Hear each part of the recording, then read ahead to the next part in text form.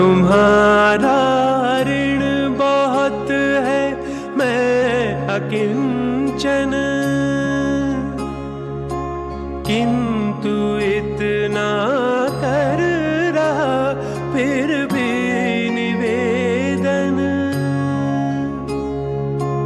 थाल में लाऊं सजा कर, भाल जब स्वीकार कर लेना दया कर यह समर्पण। ज्ञान अर्पित, प्राण अर्पित, रक्त का कण कण समर्पित, मन समर्पित, तन समर्पित, और यह जीवन समर्पित। कुछ व्यक्तियों की जीवन यात्रा महाकाव्य हो जाती है। श्री राम की यात्रा रामायण हो गई, कुरुवंश और कृष्ण की यात्रा महाभारत हो गई, कन्नगी और कोवलन की यात्रा शिल्पादि कर्म नाम का महाकाव्य हो गया। यदि नए भारत से किसी एक व्यक्तित्व की यात्रा को महाकाव्य के लिए चुना जाए तो वो नाम होगा हमारे प्रधानमंत्री नरेंद्र मोदी का। प्रधानमंत्री नरेंद्र मोदी की ये यात्रा सिर्फ एक व्यक्ति निर्माण की नहीं है, बल्कि व्यक्ति से समाज और समाज से राष्ट्र निर्माण और राष्ट्र निर्माण से विश्व मित्र की गाथा है। ये गाथा संघर्ष और सेवा का विराट आख्यान है। मैं अभिनेत्री, लेखिका और निर्देशक कंगना रनौत दर्शकों के लिए ये कथा एक रचनाकार की दृष्टि से कहूंगी।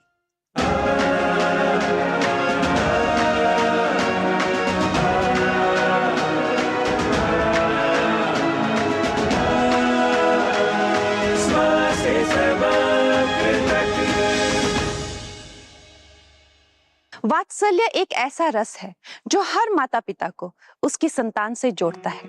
कौशल्या और राम, यशोदा और कृष्ण, जीजाबाई और शिवाजी इसी रस सूत्र से जुड़े थे। ऐसा ही वात्सल्य माँ हीराबा और पिता दामोदर दास का अपने बेटे नरेंद्र से भी था। प्रधानमंत्री नरेंद्र मोदी ने अपनी माँ हीराबा के बारे में लिखा कि आज मेरे जीवन में जो कुछ भी अच्छा है, मेरे व्यक्तित्व में जो कुछ भी अच्छा है, वो मेरे माँ और पिताजी की ही देन है। मेरी माँ जितनी सामान्य है उतनी ही असाधारण भी, ठीक वैसे ही जैसे हर माँ होती है। वडनगर के जिस घर में हीराबा और उनका परिवार रहता था वो बहुत ही छोटा था।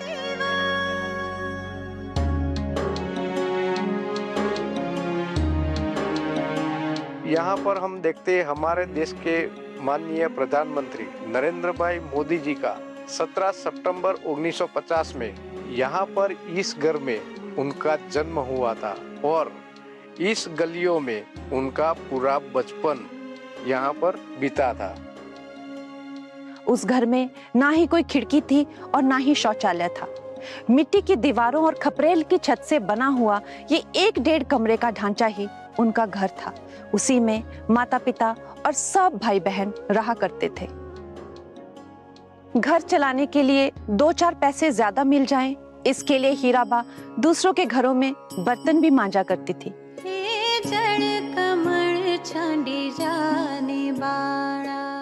समय निकालकर चरखा भी चलाया करती थी। कपास के छिलके से रुई निकालने का काम, रुई से धागा बनाने का काम, ये सब कुछ हीराबा खुद ही किया करती थी।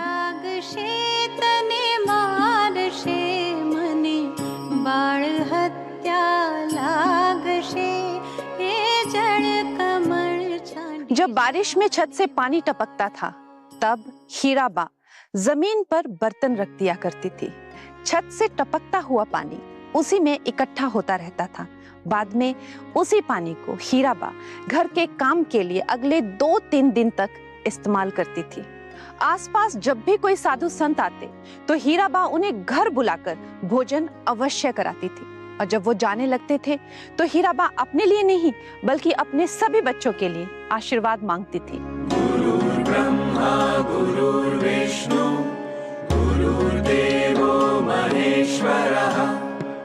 मेरे संतानों को आशीर्वाद दीजिए कि वो हमेशा दूसरों के सुख में सुख और दूसरों के दुख से दुखी हों। मेरे बच्चों के अंदर भक्ति भाव और सेवा भाव पैदा हो, ऐसा आशीर्वाद उन्हें दीजिए। तत्वदर्शी भव। ईश्वर की कृपा सदैव आपके बच्चों पर बनी रहे। हरि ओम तत्सत। गुरु साक्षात् परं ब्रह्म तस्मै श्री गुरवे नमः। अभावों के बीच ही हीराबा ने नरेंद्र को श्रेष्ठ संस्कार दिए। नरेंद्र अक्सर कहता था कि उसे रामकृष्ण मिशन के मठ में जाना है। स्वामी विवेकानंद के बारे में भी वो उनसे खूब बातें करते थे। राष्ट्र को देवता समझना नरेंद्र ने स्वामी विवेकानंद के साहित्य से सीखा था। उठो, जागो और तब तक मत रुको जब तक लक्ष्य प्राप्त ना हो, मतलब जब तक लक्ष्य ना मिले। तुम्हारा देश ही तुम्हारा देवता है। पहले इस देश की सेवा करो। युवाओं, अपने अंदर की शक्ति को पहचानो। भारत सो रहा है, उसे जगाना है। भारत माँ के लिए तन मन धन समर्पित कर दो। त्याग और सेवा से ही राष्ट्र उठेगा। नरेंद्र, बस कर बेटा, खाना बन गया है। हाँ बा। दामोदर दास मोदी वडनगर रेलवे स्टेशन पर चाय की छोटी सी दुकान चलाते थे।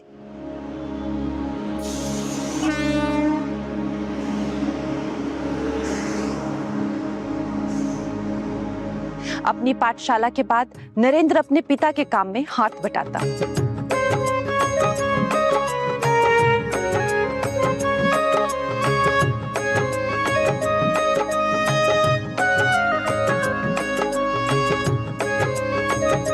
चाय चाय, गर्मा गर्म चाय।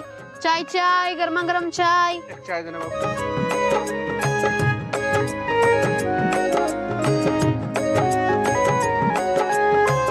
वडनगर से थोड़ी दूर एक गांव था जहां दामोदर दास मोदी के एक करीबी दोस्त रहते थे। उनका बेटा था अब्बास। अपने मित्र की अकाल मृत्यु के बाद दामोदर दास अब्बास को अपने घर ले आए। अब्बास उनके घर में रहकर पढ़ने लगा। हीराबा अपने बच्चों की तरह अब्बास की भी देखभाल करती थी। ईद पर हीराबा अब्बास के लिए उनकी पसंद के पकवान बनाती थी। सभी को अपना समझना नरेंद्र ने यहीं से सीखा था। नरेंद्र ने जब घर छोड़ना तय किया तो दामोदर दास मोदी दुखी मन से अपने एक रिश्तेदार से मिले जो ज्योतिषी भी थे। दामोदर दास को नरेंद्र के भविष्य की बहुत चिंता थी। क्या करेगा नरेंद्र?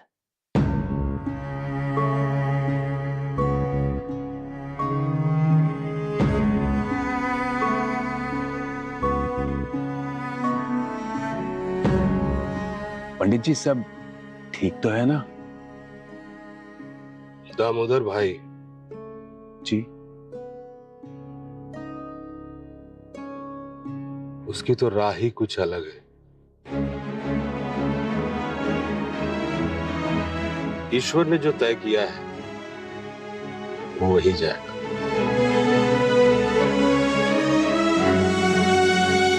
हीराबा ने नरेंद्र को हमेशा अपने सिद्धांतों पर डटे रहने और गरीबों के लिए काम करने की सीख दी। 2014 में जब नरेंद्र मोदी प्रधानमंत्री बने तो सबसे पहले वो माँ हीराबा से मिलने गए। जननी जन्मभूमिश्च स्वर्गादपि। उन चरणों को वंदन किया जो उनके लिए मंदिर थे।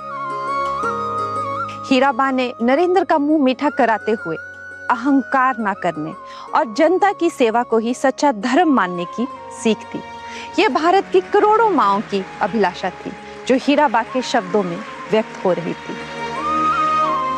सन 2022 में जब हीराबा का जीवन प्रवास पूरा हुआ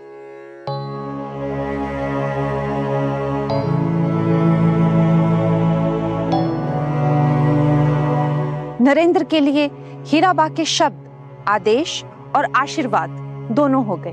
नरेंद्र मोदी के व्यक्तित्व की नींव में मां का त्याग और पिता का श्रम था।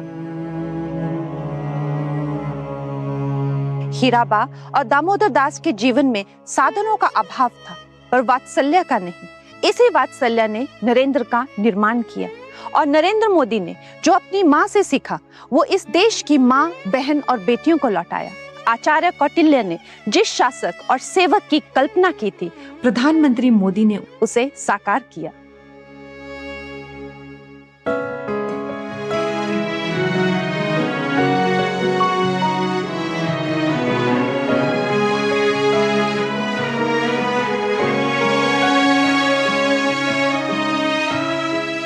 नरेंद्र, क्या सोच रहा है बेटा? बा, कभी कभी मैं सोचता हूँ कि मैं बड़ा होकर क्या बनूंगा। क्या? साधु, सिपाही या कुछ और। बेटा, साधु और सिपाही का जीवन बहुत कठिन होता है। सच्चा सिपाही वही होता है जो दूसरों की रक्षा करे, और सच्चा साधु जो सदा दूसरों की सेवा करे। तू जो भी बने, बस सदा ये याद रखना कि तुझे दूसरों की सेवा करनी है। ईश्वर हमेशा तेरे साथ है। इतिहास में एक लंबे अंतराल के बाद एक ऐसा राष्ट्र प्रमुख आया जिसने भारत के जनगण को अपना परिवार माना। प्रधानमंत्री नरेंद्र मोदी ने इतिहास की उस महान परंपरा को निभाया जिसे मौर्य सम्राट अशोक ने प्रारंभ किया था। प्रियदर्शी अशोक ने प्रजा को अपनी संतान समझा और अपने पिता होने का कर्तव्य निभाया। नरेंद्र मोदी भी भारतीयता के उस भाव से प्रेरित हो अपने कर्तव्य का निर्वाह कर रहे हैं। माँ भारती को निरंतर याद करने वाले नरेंद्र मोदी का भारतीय जनगण मन के साथ और रिश्ता भी क्या हो सकता है। स्वप्न अर्पित, प्रश्न अर्पित, आयु का क्षण क्षण समर्पित, मन समर्पित, तन समर्पित, और यह जीवन समर्पित। शरीर का प्रत्येक कण, समय का प्रत्येक क्षण 125 करोड़ देशवासियों को समर्पित है। प्रधानमंत्री नरेंद्र मोदी का व्यक्तित्व जितना गंभीर है, जितना दृढ़ है, उतना ही उनके व्यक्तित्व में हास्य का भी रस बहता है और यही उन्हें जनता के और करीब ले आता है। लोकल के लिए वोकल का ये समर्पण हम सभी का, पूरे देश का दायित्व है। क्यों इसमें ठंडे पड़ गए? ना मैं करूं तो ताली बजाते हो। आपको करने की बात आए तो रुक जाते हो। मोदी जी केवल नीतियों की बात नहीं करते, बल्कि समय समय पर चुटकी, व्यंग्य और हंसी मजाक भी करते हैं।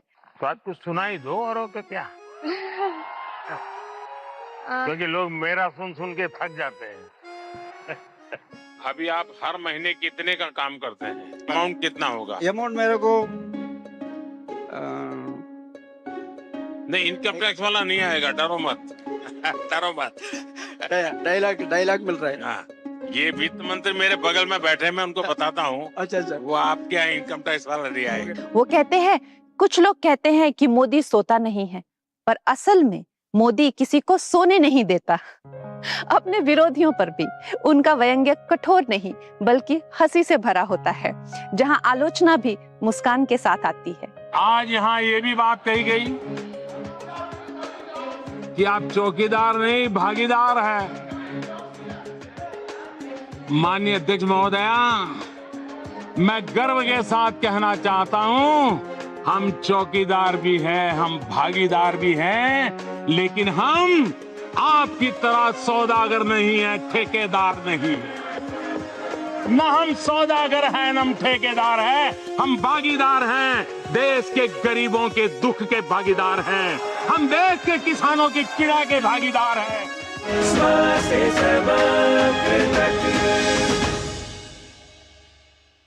परीक्षा पर चर्चा में बच्चों और प्रधानमंत्री के बीच हंसी मजाक देखते ही बनता है।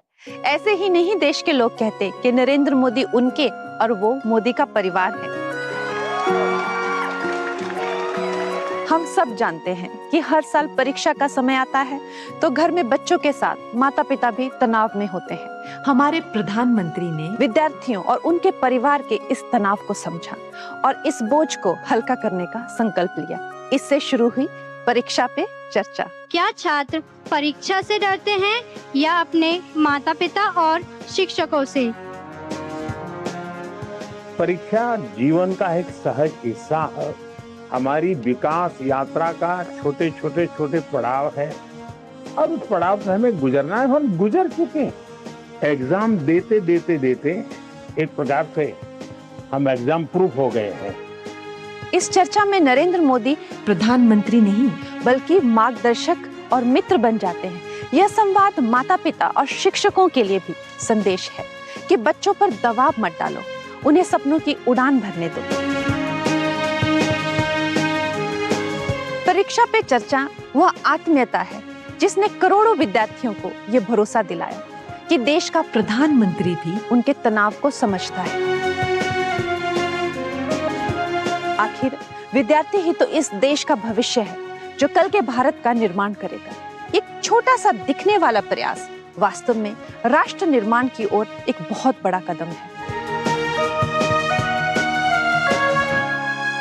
भगवान बुद्ध ने संसार के दुख देखकर संसार को करुणा और मैत्री का संदेश दिया। महाराज रंतिदेव ने भी कहा कि ना मुझे राज्य चाहिए, ना स्वर्ग और ना ही पुनर्जन्म। मैं सिर्फ इतना ही चाहता हूँ कि मैं हर प्राणी का दुख अपने अंतःकरण में महसूस कर सकूं और उसे दूर कर सकूं। यही है भारत की संस्कृति। हीराबा ने भी साधु संतों से यही आशीर्वाद मांगा था कि उनके बच्चे दूसरों के सुख में सुख और दूसरों के दुख में दुख महसूस कर सके। और दूसरों के दुख से उपजी करुणा नरेंद्र मोदी के अनेक फैसलों में दिखाई देती है। नरेंद्र मोदी के धीर गंभीर चेहरे के पीछे एक करुणा छुपी है जो कभी कभी आंसू बनकर बहने लगती है। नरेंद्र मोदी को मनुष्यता के लिए करुणा ही उद्वेलित करती है कि वो निंदा, अपमान, ईर्ष्या, मत्सर की परवाह किए बिना देशवासियों के योग क्षेम के लिए निरंतर कांटों भरी राह पर चलते जा रहे हैं। उनके जीवन में दुख, करुणा और विपत्ति का एक समय आया था। सन 2001 में कच्छ की धरती भूकंप से कांप उठी थी। देखते ही देखते हजारों आशियाने मिट्टी में मिल गए थे, हजारों लोग मलबे में दब गए थे, घर उजड़ गए थे, सपने टूट गए थे। उसी समय मुख्यमंत्री बने नरेंद्र भाई मोदी ने सबसे पहले भूकंप से ग्रस्त लोगों के बीच जाकर हाथ बढ़ाया। भूकंप की विनाशिका में मौत की चादर ओढ़ कर सोए लोग हमने देखे हैं, हमने विनाश देखा है। मैं कच्छ के खमीर को प्रणाम करता हूं जिन्होंने इस संकट के समय इतना धैर्य रखा। उनकी अपनी आंखों में आंसू थे मगर हृदय में साहस।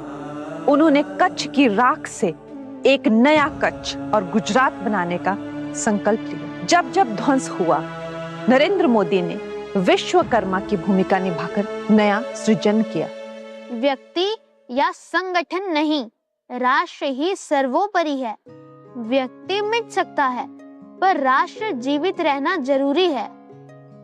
बेटा, कौन सी पुस्तक पढ़ रहे हो? गुरुजी की जीवन और विचार। अच्छा है, पढ़ो और पढ़ो। समाज का सबसे छोटा और उपेक्षित व्यक्ति भी राष्ट्र की आत्मा का हिस्सा है। यदि हम उसकी सेवा नहीं करेंगे तो राष्ट्र अधूरा रहेगा। हमारे गांव में करोड़ों स्त्रियां रोज मीलों पैदल चलकर पानी लाती थी।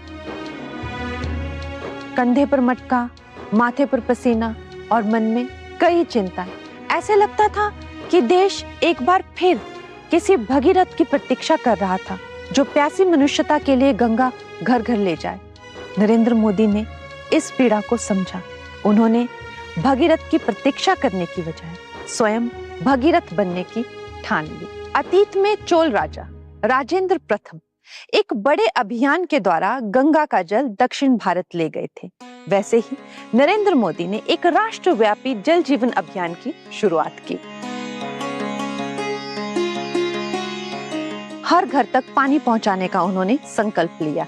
ये जल जीवन मिशन, इसके लिए करीब केंद्र और राज्य साथ मिलकर के काम करेंगे और आने वाले वर्षों में 3.5 लाख करोड़ रुपए से भी ज्यादा रकम इस जल जीवन मिशन के लिए खर्च करने का हमने संकल्प किया। ये देश की महिलाओं के प्रति करुणा का भाव था, जो एक राष्ट्रव्यापी जल जीवन मिशन बन गया। भारत के हर ग्रामीण घर में स्वच्छ पानी पहुंचाने की शुरुआत हुई।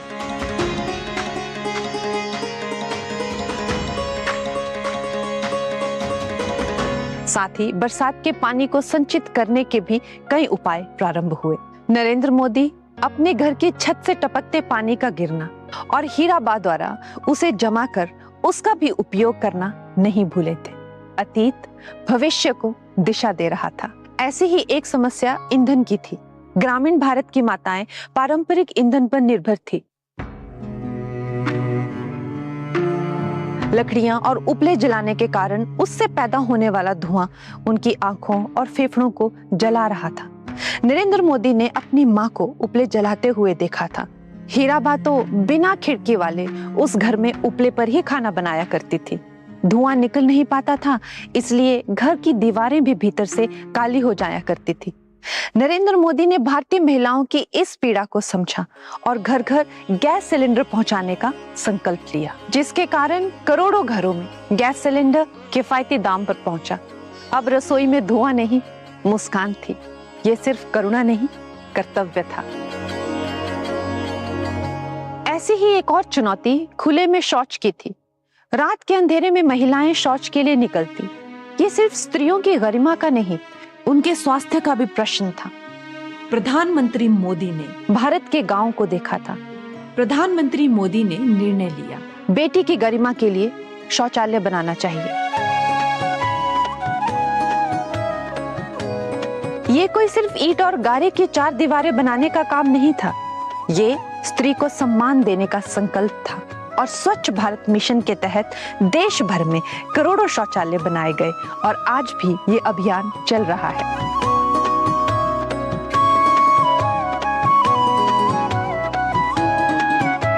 2 अक्टूबर 2014 को महात्मा गांधी की 150वीं जयंती के अवसर पर प्रधानमंत्री ने राष्ट्रीय आंदोलन के रूप में स्वच्छ भारत मिशन की शुरुआत की।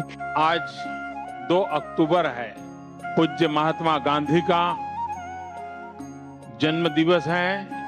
पूज्य बापू ने हमें संदेश दिया था, क्विट इंडिया क्लीन इंडिया, एक कदम स्वच्छता की ओर। अगर हम सब मिलकर के इसको एक जन आंदोलन बनाएंगे तो मैं नहीं मानता हूं कि दुनिया के साफ सुथरे शहरों में, देशों में हमारा नाम नहीं होगा। हम भी उस जगह को बना सकते हैं। वैष्णव जन तो तेरे कहिए जे पीड़ पराई। उन्होंने घोषणा की, न गंदगी करेंगे और न करने देंगे। मैं न गंदगी करूंगा, न किसी और को करने दूंगा।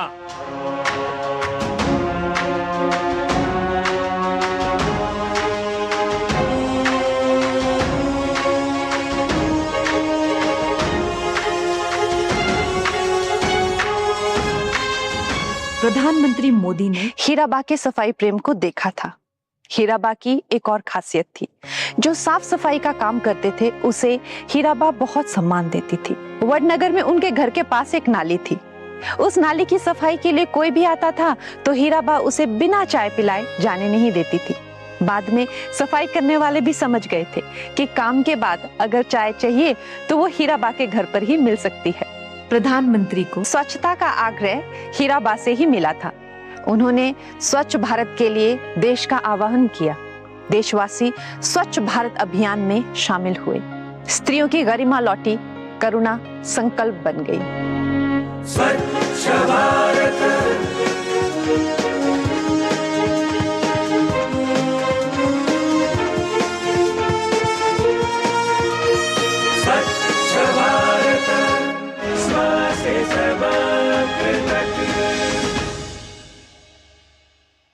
भारत की बेटियां सदियों से न्याय और समानता की आवाज बुलंद करती रही हैं, लेकिन 3 तलाक जैसी प्रथा ने कितनी ही स्त्रियों को असहाय बना दिया था।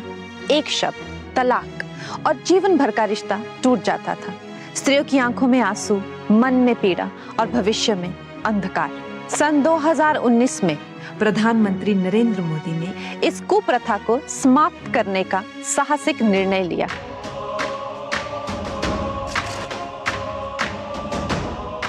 उनका विरोध भी हुआ, आलोचना भी हुई।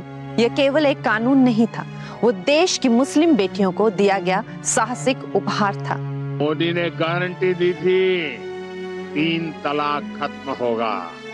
आज मुस्लिम बहनों को 3 तलाक से मुक्ति मिल चुकी है। वीरत्व और पराक्रम प्रधानमंत्री में कूट कूट कर भरा हुआ है। वीरता सिर्फ युद्ध भूमि में नहीं दिखाई देती, बल्कि राष्ट्र जीवन की रणभूमि में भी दिखाई पड़ती है। वीर वो है जो अन्याय के विरुद्ध आवाज उठाए। वीर वो है जो कमजोरों की रक्षा करने का संकल्प ले। वीर वो है जो अपनी मिट्टी के लिए मर मिटे। वीर वो है जो अपनी संस्कृति और परंपराओं की रक्षा के लिए लड़ सके। वीर वो है जो दूसरों के अधिकारों की रक्षा के लिए लड़े। तरुण वीर देश के, मूर्त वीर देश के, तरुण वीर देश के, मूर्त वीर देश के, जाग जाग जाग रे मातृभू पुकारती। तरुण वीर देश के, मूर्त वीर देश के, जाग जाग जाग रे मातृभू पुकारती। जब जब किसी ने भारत के स्वाभिमान और सुरक्षा को चुनौती दी, तब तब प्रधानमंत्री नरेंद्र मोदी ने सिंह गर्जना की। आतंकवाद के सामने न हिंदुस्तान झुका है, न हिंदुस्तान झुकेगा। आतंकवाद को परास्त करके रहेगा।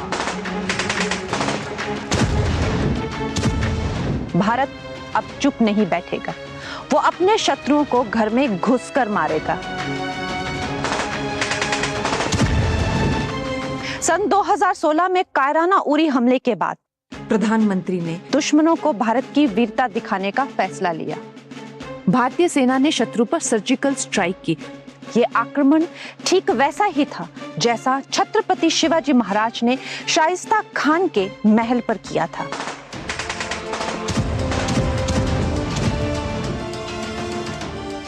प्रधानमंत्री मोदी के कुशल नेतृत्व और दूरदृष्टि से सर्जिकल स्ट्राइक सफल रही। हमारे हनुमान आतंक के शिविरों को जलाकर घर वापस चले आए और शत्रु हाथ मलते रह गए। सन 2019 बालाकोट एयर स्ट्राइक के बाद जब विंग कमांडर अभिनंदन पाकिस्तान में कैद हो गए तो पूरा देश चिंता में था। प्रधानमंत्री मोदी ने भीष्म की भांति प्रतिज्ञा की और वचन दिया, भारत अपने वीर को वापस लाएगा। और कुछ दिनों में ही अभिनंदन को सुरक्षित भारत लाया गया। पूरा राष्ट्र गर्व से भर उठा। प्रधानमंत्री बनने के बाद नरेंद्र भाई ने हर साल दीपावली सीमा पर सैनिकों के साथ मनाई। उन्होंने कहा, दीपावली का पर्व मैं आप लोगों के बीच मनाता हूँ तो मेरी दीपावली की मिठास कई गुना बढ़ जाती है। यही है वीरत्व जो दूसरों के साहस को अपने शब्दों से बढ़ाता है। सीमा सुरक्षा बल के साथ आपके बीच दीपावली, ये मेरा सौभाग्य है। आप सभी को दीपावली की बहुत बहुत बधाई। पर अभी तो और मोर्चे नरेंद्र मोदी को चुनौतियां दे रहे थे। आजादी के साथ ही कश्यप ऋषि की, शंकराचार्य की, अभिनव गुप्त की, ललितादित्य की, लालदेन की भूमि कश्मीर न्याय के लिए गुहार कर रही थी।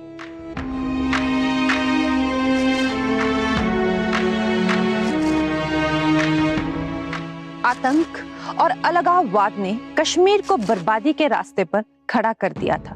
भारत भूमि का एक अभिन्न हिस्सा कश्मीर प्रगति और विकास की उड़ान की राह देख रहा था।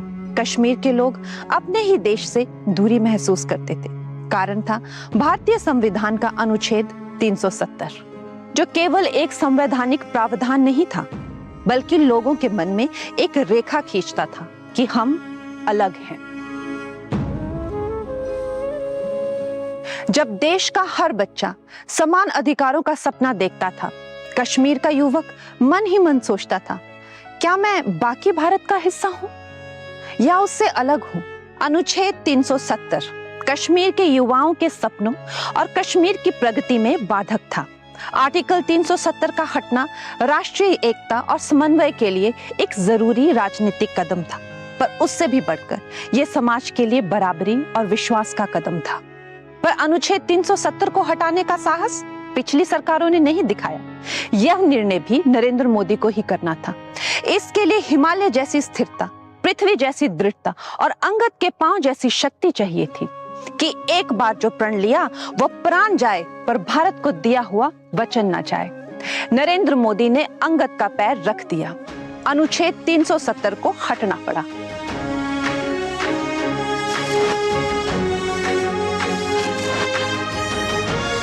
अब घाटी का हर बच्चा कह सकता है, मैं भारत का उतना ही हूं जितना कश्मीर हर भारतीय का है। पहले जहां विद्यार्थियों के हाथों में पत्थर होते थे, वहां अब किताबें हैं। एक अटल और दृढ़ निश्चय ने कश्मीर की प्रगति का द्वार खोल दिया। अनुच्छेद 370 का हटना यह केवल कानून की नहीं, भारतीय संस्कृति की जीत थी। कश्मीर पहले भी भारत की सांस्कृतिक और आध्यात्मिक धारा का अभिन्न अंग था।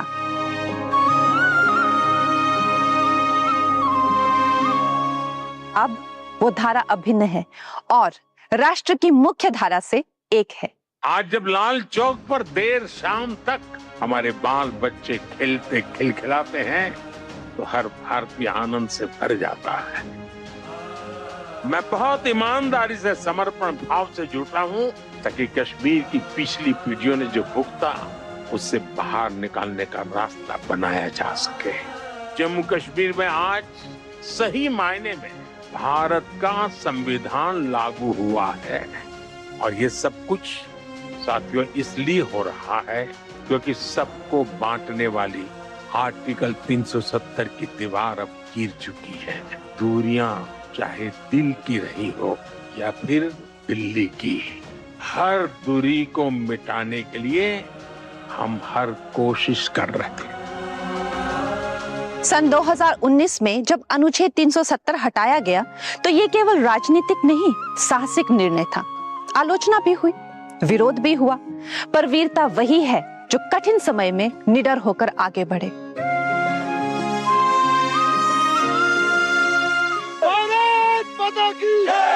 अभावों से लड़ता बालक नरेंद्र, कठिनाई में तपता संघ प्रचारक, भूकंप की राख से पुनर्जन्म दिलाते मुख्यमंत्री और सीमा पर सैनिकों संग दीप जलाते प्रधानमंत्री, ये सब मिलकर एक ही संदेश देते हैं। वीरता केवल युद्ध का नाम नहीं, बल्कि हर कठिनाई में डटकर खड़े होने का संकल्प है। पर कई बार राष्ट्र की रक्षा के लिए युद्ध में शत्रु को, राष्ट्र विरोधी शक्तियों को रौद्र रूप भी दिखाना पड़ता है। रामचरितमानस में मर्यादा पुरुषोत्तम श्री राम ने समुद्र को अपना रौद्र रूप दिखाया था, तब जाकर समुद्र ने उन्हें जाने का मार्ग दिया। महाभारत में द्रौपदी का अपमान होने पर उसने अपना रौद्र रूप दिखाया था। अभिमन्यु की वीर गति के बाद अर्जुन का रौद्र रूप इसका एक और उदाहरण है। जब जब अन्याय, आतंकवाद, भ्रष्टाचार और राष्ट्र विरोधी ताकतों ने सर उठाया है, तब तब प्रधानमंत्री नरेंद्र मोदी ने अपना रौद्र रूप दिखाया है। चुन चुन करके हिसाब लेना ये मेरी फितरत है, ये हमारा सिद्धांत है। हम घर में घुस के मारेंगे। बचपन में नरेंद्र ने हीराबा को कई बार जेवरचंद मेघाणी की शिवाजी नु हालरडू लोरी गाते हुए सुना था।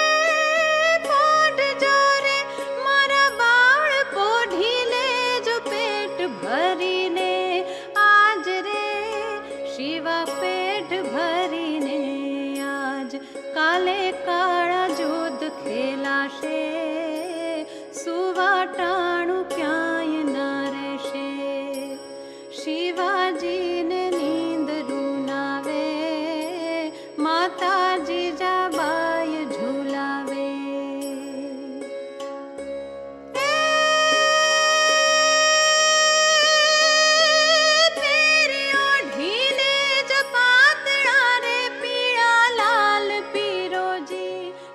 माता जीजाबाई की यह लोरी बाल नरेंद्र के मानस में घर कर गई थी। उन्होंने पाठशाला में भी नाटकों में छत्रपति शिवाजी महाराज को साकार किया था। हिंदवी स्वराज की स्थापना का संकल्प मुझे ईश्वर ने कराया है। यह देश मेरी प्रजा का है, उसकी रक्षा करना यही मेरा धर्म है। छत्रपति शिवाजी महाराज की छत्रपति शिवाजी महाराज की छत्रपति शिवाजी महाराज। छत्रपति शिवाजी महाराज नरेंद्र के हृदय में धड़कते थे। यदि किसी साथी बच्चे को सताया जाता तो नरेंद्र चुप ना रहते। उनकी आंखों में आक्रोश और वाणी में साहस झलकता था। यही बीज आगे चलकर रौद्र रस का वृक्ष बना। आज से 350 वर्ष पूर्व जब छत्रपति शिवाजी महाराज का राज्याभिषेक हुआ था तो उसमें स्वराज की ललकार और राष्ट्रीयता की जय जयकार समाहित। उन्होंने हमेशा भारत की एकता और अखंडता को सर्वोपरि रखा। आज एक भारत श्रेष्ठ भारत के विजन में छत्रपति शिवाजी महाराज के विचारों का ही प्रतिबिंब देखा जा सकता है।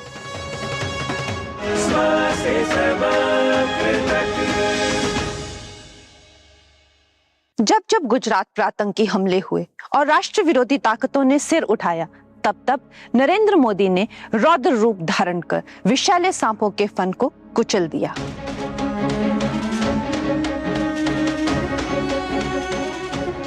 उन्होंने वज्र जैसी कठोरता से आतंकवाद का सामना किया। उनका रौद्र रूप केवल क्रोध नहीं था, बल्कि राष्ट्र की सुरक्षा का संकल्प था। ऐसे ही काले धन के राक्षस और भ्रष्टाचार पर प्रधानमंत्री ने वज्र प्रहार किया और भ्रष्टाचारियों को अपना रौद्र रूप दिखाया। भ्रष्टाचार ने देश की आत्मा को चोट पहुंचाई थी और देश को खोखला कर दिया था। कर चोरी एक सामान्य सी बात हो गई थी। बचपन में पाठशाला में निभाई हरिश्चंद्र की भूमिका ने नरेंद्र को धर्म पालन का अर्थ सिखाया था। कठोर निर्णय कर्तव्य निर्वाह के लिए आवश्यक है। मैं तुम्हें कर दिए बिना चिता के लिए अग्नि नहीं दूंगा। आप इतने कठोर कैसे हो सकते हैं? कर के लिए कठोरता मेरा कर्तव्य है। मैं सेवक हूँ। अपने स्वामी की आज्ञा से तुमसे कर की मांग कर रहा हूँ। यही मेरा धर्म है।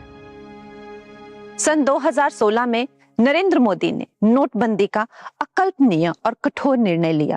8 नवंबर 2016 की रात्रि को 12 बजे से वर्तमान में जारी 500 रुपए और 1000 रुपए करेंसी नोट लीगल टेंडर नहीं रहेंगे।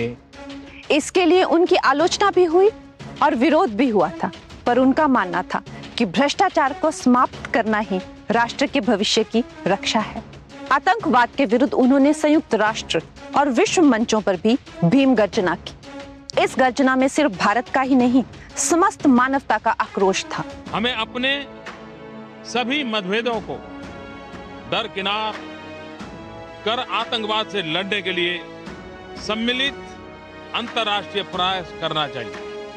मैं आपसे यह अनुरोध करता हूं कि इस प्रयास के प्रतीक के रूप में आप comprehensive convention on international terrorism को पारित करें। ये बहुत लंबे अरसे से पेंडिंग मांग है।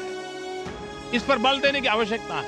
इतिहास साक्षी है कि कश्मीर में आतंकवाद ने दशकों से मासूमों का रक्त बहाया है।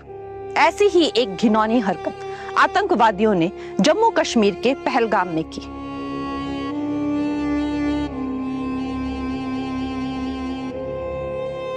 22 अप्रैल 2025 को पर्यटकों पर आतंकियों ने हमला किया। लोगों को उनका धर्म पूछकर मारा गया। ये कत्लेआम था। अनेक महिलाओं के सिंदूर उजड़ गए और ऐसे में शत्रु को अपना रौद्र रूप दिखाना जरूरी था। जिन माता बहनों ने अपना सुहाग खोया था, उन्होंने प्रधानमंत्री से प्रतिशोध लेने का आह्वान किया। नरेंद्र मोदी के भीतर बैठा नरसिंह जागा। ऑपरेशन सिंदूर और ऑपरेशन महादेव के माध्यम से हमारी सेना ने आतंकवादियों के ठिकानों को नष्ट किया और हत्यारे आतंकवादियों को मौत के घाट उतारा। प्रधानमंत्री नरेंद्र मोदी ने कहा, पानी और खून साथ साथ नहीं बह सकता। ये नरेंद्र मोदी का रौद्र रूप था।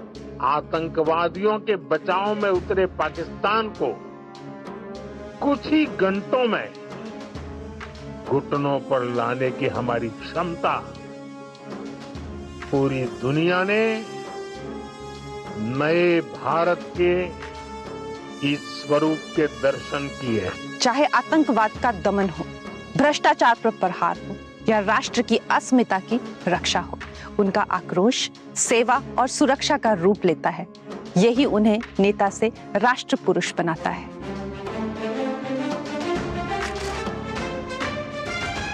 सन 2020 सिर्फ भारत के लिए ही नहीं, पूरे विश्व के लिए चुनौती बनकर आया। एक अदृश्य शत्रु ने पूरी दुनिया को रोक दिया। आज रात 12 बजे से संपूर्ण देश में संपूर्ण लॉकडाउन होने जा रहा है।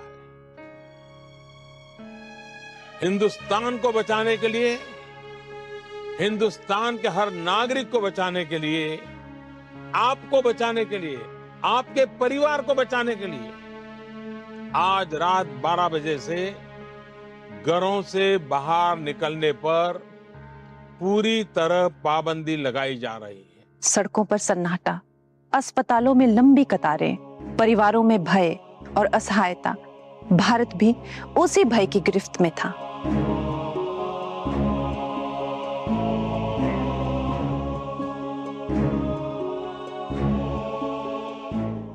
ये वो समय था जब कोरोना महामारी के भय ने संसार को घेर लिया था। ये काल हर राष्ट्राध्यक्ष के लिए परीक्षा का काल था। भारत जैसे विशाल देश में ये चुनौती और भी कठिन थी। शत्रु अपरिचित, उपाय नहीं। कैसे रक्षा की जाए इस अज्ञात शत्रु और रोग से?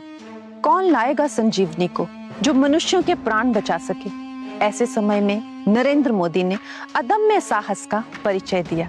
उन्होंने सबको मिलकर इस संकट से लड़ने का आह्वान किया। जनता को ढांढस बंधाने और धैर्य बनाए रखने के लिए उन्होंने दीप जलाने, थाली बजाने जैसे प्रतीकात्मक आह्वान किए।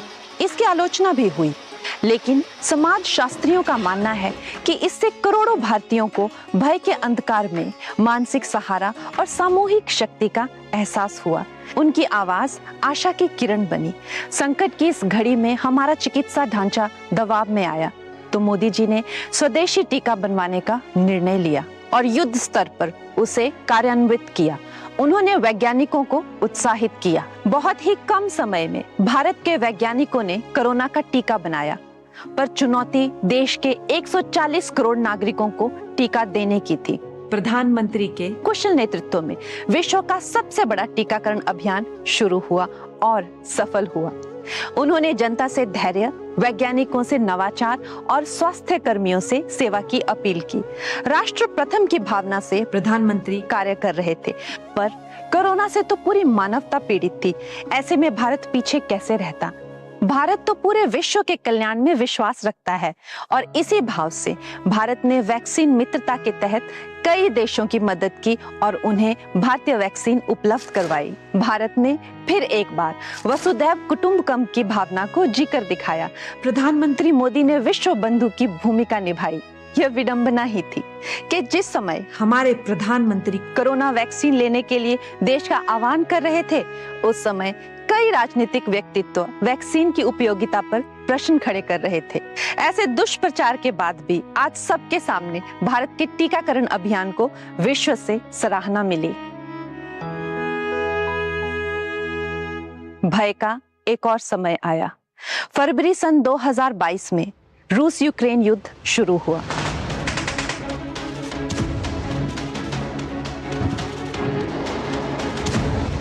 हजारों भारतीय विद्यार्थी और वहां काम कर रहे भारतीय युद्धग्रस्त क्षेत्रों में फंस गए थे। बंकरों में छिपे भारतीय विद्यार्थी बमबारी के बीच दहशत में थे।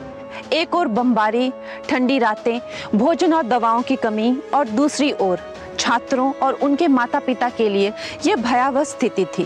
प्रधानमंत्री को एक एक भारतीय की चिंता थी। हमारे करीब 20,000 बेटे बेटियां जो पढ़ाई के लिए यूक्रेन में थे, तब हमारे सामने सबसे प्राथमिक काम ये था कि इन बच्चों को सुरक्षित वापस लाना है। उन्होंने व्यक्तिगत रूप से यूक्रेन, रूस और पड़ोसी देशों के राष्ट्राध्यक्षों से बात की और भारतीय नागरिकों के लिए सुरक्षित गलियारे की व्यवस्था की। विशेष विमानों से भारतीय विद्यार्थियों को निकालने का निर्णय हुआ और इसे नाम दिया गया ऑपरेशन गंगा। प्रधानमंत्री मोदी ने न केवल अधिकारियों को आदेश दिए बल्कि मंत्रियों को स्वयं सीमा पर भेजा ताकि छात्रों को भरोसा मिले। व्यक्तिगत रूप से कुछ संकट आया, कहीं कोई बीमार हो गया तो अपेक्षा करता है कि आप तुरंत हमें ले जाने की व्यवस्था कीजिए। स्वाभाविक है, और हिंदुस्तान का नागरिक भी चाहता है कि भाई ऐसे समय सरकार नहीं करेगी तो कौन करेगा। ये तो सरकार का दायित्व भी है। ये अभियान न केवल हमारे देश में बल्कि अंतर्राष्ट्रीय स्तर पर भी सराहा गया। इतने बड़े पैमाने पर युद्ध क्षेत्र से नागरिकों को सुरक्षित निकालना अत्यंत कठिन कार्य था, परंतु प्रधानमंत्री मोदी के व्यक्तिगत संवाद और त्वरित निर्णय से ये संभव हो सका।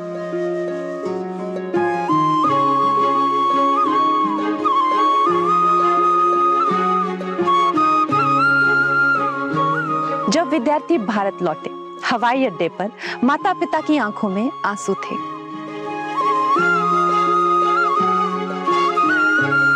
ये कूटनीति नहीं थी, ये राष्ट्र नीति थी, कर्तव्य का निर्वाह था।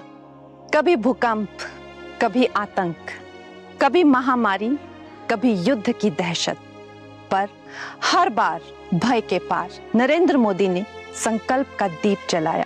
जब तक प्रधानमंत्री राष्ट्र की सुरक्षा के लिए सजग हैं, तब तक भारत अभय है।